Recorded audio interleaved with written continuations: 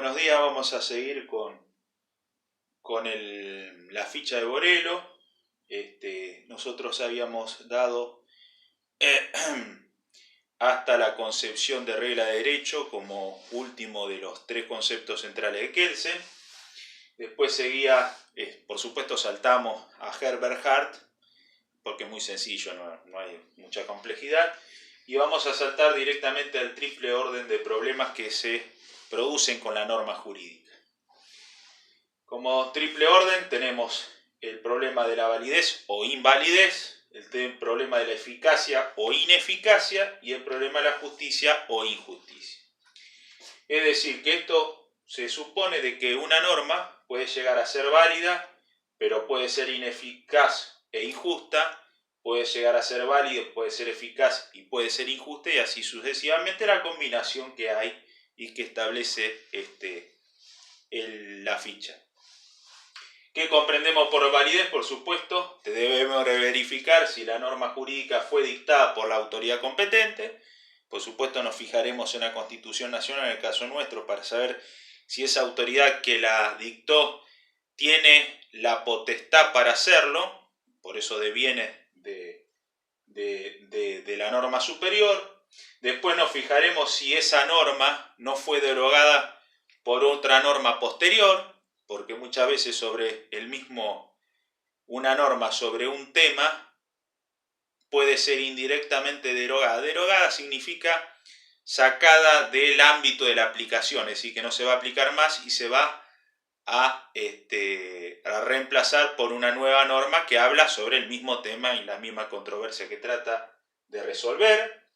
Y por último, la compatibilidad de dicha norma con el resto del ordenamiento jurídico. Que esto, ustedes fíjense que esta validez, cuando yo llego hasta acá, hasta la derogación de una norma posterior, va a ser un poco la validez que va a establecer el positivismo ideológico.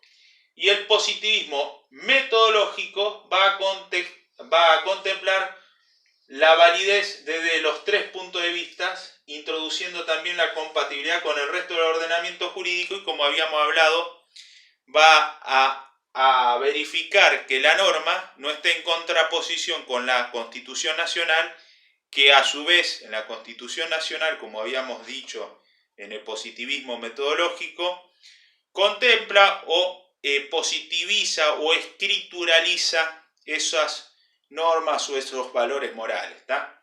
Acuérdense que el positivismo ideológico no hace ninguna valoración más que fijarse que la autoridad haya tenido la competencia para dictar la norma y aplica la norma, mientras el positivismo metodológico, sí, aparte de esa verificación de validez, hace la verificación de la validez con el resto del ordenamiento jurídico, es decir, que hace una valoración de la norma con la norma superior, en este caso la Constitución Nacional. Esto como para que tengan ustedes una revisión también de eso.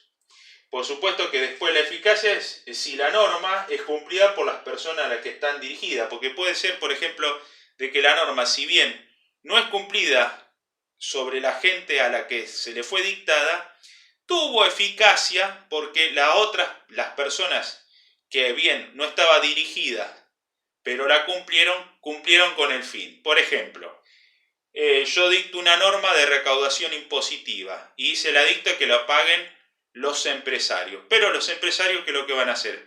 Van a transferir el costo de pagar ese nuevo impuesto al precio de la mercadería y en último caso lo van a terminar de pagar los consumidores y no los empresarios. Si bien la norma en ese caso no sería eficaz desde el punto de vista de la persona que verdaderamente paga el impuesto, es eficaz en el sentido de que le provee de nuevos recursos al Tesoro Nacional, es decir, que el Estado recauda más impuestos o más dinero por esos impuestos. Y por último, que es la más compleja, es la justicia. ¿Por qué es la cuestión o el orden de problema más complejo? Porque la justicia depende de qué yo entienda por justicia.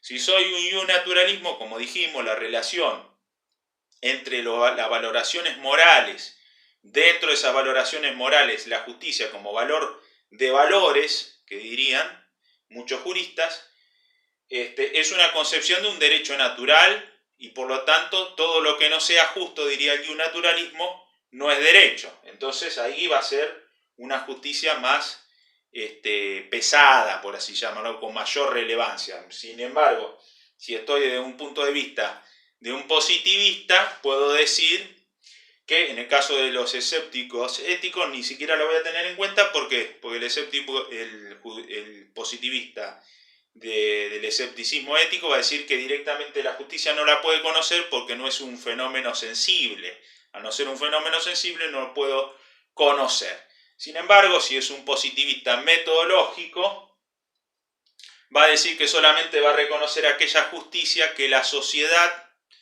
haya constituido como tal y que lógicamente esté expresada en una norma que, como antes le había comentado, generalmente se expresa en la Constitución Nacional. ¿Tá? Bueno, pasando al otro ámbito de la ficha, hablamos de las antinomias. Antinomia significa anti, es contrario de, nomia, regla, en este sentido regla o ley. ¿Cuál sería el caso? De que las normas en sí tratan de no contraponerse. Por ello que la antinomia, que va en contra de la regla, es cuando dos normas se imputan a un mismo caso soluciones incompatibles. Es decir, cuando sobre un mismo caso hay una norma que, por ejemplo, me habilita a hacer una cosa y hay otra norma que me imposibilita hacer eso que la anterior me habilitaba. Entonces, ¿cuál de las dos tengo que hacer caso?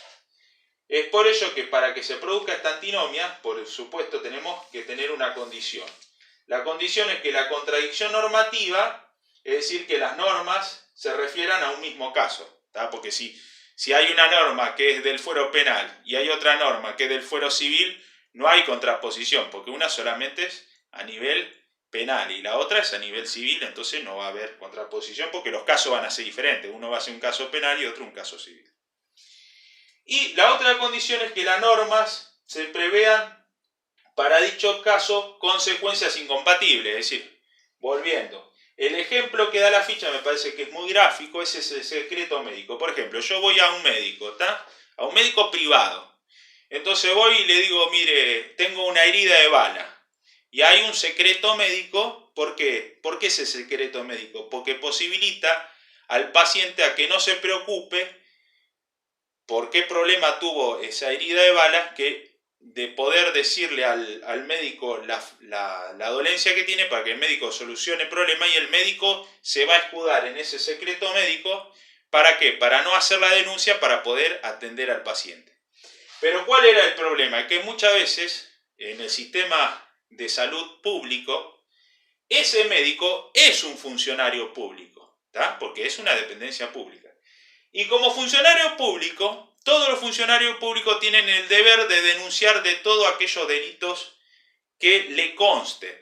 Y si viene una persona a un hospital público con una herida de bala, antiguamente el médico estaba obligado a hacer la denuncia, ya sea porque la persona sea víctima o porque haya sido a causa de la herida de bala de que ella haya querido robar algo por medio y la víctima del robo le haya propinado un balazo. En este caso, el médico se encontraba con que, si bien tenía un secreto médico con respecto al paciente, tenía la obligación como funcionario público de denunciar, y muchas veces el médico no sabía cómo actuar, si violar el secreto médico o violar su obligación como funcionario público. Posteriormente, la jurisprudencia en el caso penal le dio la razón al secreto médico. ¿Por qué? Porque si no habría una distinción entre la sanidad pública y la sanidad privada, porque el privado, al no ser funcionario público, no tiene esa obligación, entonces directamente aplica el secreto médico. Es para darle cuenta de cómo se solucionó. Pero también sirve de un ejemplo gráfico en cómo la misma persona, el médico, tiene una norma que le confiere el secreto médico y otra norma que, al ser simultáneamente funcionario público, le impone la obligación de realizar la denuncia. Dichas antinomias tienen diferentes criterios para ser resueltas. Los criterios estos para resolverlas son muy importantes. ¿Por qué? Porque vienen de la regla superior, deroga la inferior, lógicamente. La regla superior sería la Constitución Nacional, un ejemplo gráfico. Y la regla inferior sería cualquier ley sancionada por el Congreso. Es decir, que cualquier ley, por más que esté sancionada por el Congreso, no podrá ir en contra de la Constitución Nacional y, en caso de contraposición de las dos, va a prevalecer la Constitución Nacional. Pero cuando haya dos leyes de igual jerarquía, que es el caso segundo, la ley posterior va a derogar a la anterior. Por ejemplo, hay una ley de impuesto a las ganancias que cobra el 30% a las ganancias, ¿tá? Y luego el Estado saca otra ley de impuesto a la ganancia que cobra el 35%. Bueno, la ley posterior, la ley más nueva, va a derogar a la ley anterior, por lo tanto, el contribuyente no va a poder pagar el 30%, sino deberá pagar el 35%. Y por último tenemos que la ley especial deroga a la general. Por ejemplo, el caso gráfico es cuando uno va por la ruta y en la ruta nacional cruza un pueblo, ¿tá? En la ruta nacional yo puedo ir a 80 km por hora, pero cuando cruzo en el pueblo, que sería la regla general, la ley general sería la de la ruta nacional, cuando cruzo el pueblo tengo que disminuir la velocidad a 40 km por hora. ¿Por qué? Porque hay una ley especial que rige, si bien es una ordenanza del pueblo, que rige sobre ese trayecto por constituirla a esa ruta nacional como una calle interna del pueblo, en la cual esa ley especial a esa fracción de esa ruta, establece que como velocidad máxima sea 40 km por hora. Yo no puedo esgrimir de que yo iba por una ruta nacional en la cual era la máxima velocidad 80, porque la ley especial sobre ese trayecto nada más que cruza el pueblo delimita que la velocidad máxima son 40 km por hora y por eso te van a hacer una multa. Pero ¿qué es lo que hay que tener en cuenta también con respecto a estas tres leyes?